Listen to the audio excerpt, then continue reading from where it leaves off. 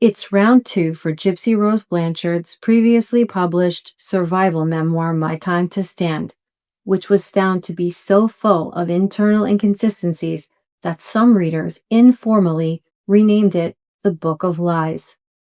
The text made several unproven allegations of serious crimes, naming living and deceased persons, and readers found factual inaccuracies in nearly every chapter. On social media, Blanchard announces the revised edition of her authored work, but she refers to it as a re-release on paperback with mini makeover and new prologue.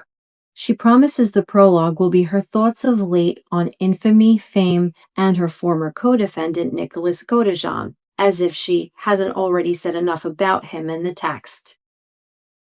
Blanchard made no mention of corrections or edits, which would draw attention to the concerns of her publisher and their focus on credibility and liability issues. For someone who uses the word accountability so much, there is none taken in the announcement. Blanchard speaks as if the memoir had a minor cosmetic procedure rather than a thorough check and edit to improve accuracy or truthfulness in its claims. I'm almost certain there will be changes to the body of the text, and not merely an added prologue or softer cover material. This was no doubt a very intentional move by the publisher to make corrections on those fabrications that were serious enough for potential legal action.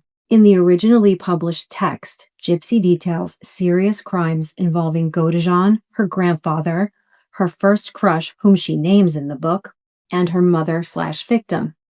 None of these claims, including the ones made throughout the entire book about her mother, have ever been proven in any legal or medical manner. All claims of abuse originate from Gypsy Rose Blanchard herself, and though they've often been repeated in the media, none of them have ever been corroborated or proven to be fact. We should expect journalists to conduct a full line-by-line audit of both versions and point out where the publisher, not Blanchard, felt certain claims made in the book potentially left them legally vulnerable to civil liability under libel or defamation.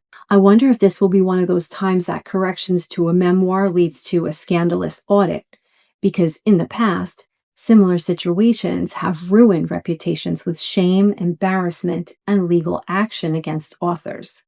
I'm curious this time, how many omissions will be noted, how many corrections will be found out, and how many newly made claims of fact will be checked for their accuracy.